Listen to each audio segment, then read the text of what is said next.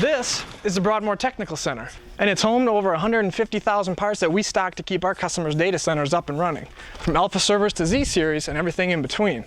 Most of these parts come from data center decommissions. Others come from OEM overstock or other IT liquidators. Here, we refer to that as ITAD, and it's how we manage to build and maintain a multi-million-dollar parts inventory. See, we've been at this for over a quarter century, and in that time, we built systems to help us predict the future. It's these systems that don't only tell us what types of parts will fail, but more impressively when they'll fail. And when all those things come together, it's called on-deck predictive sparing. So why is that important?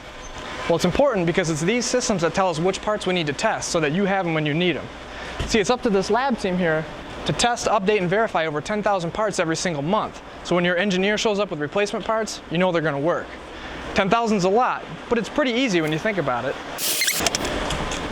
We also test a lot of disk drives. And when I say that, I mean a lot of disk drives.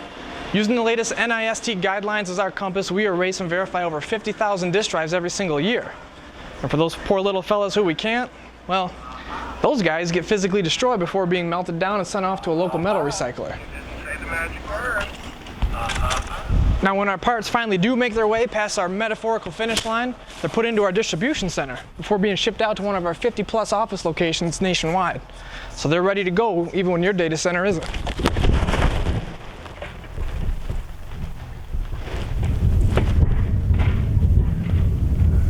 Oh, these things reek, man.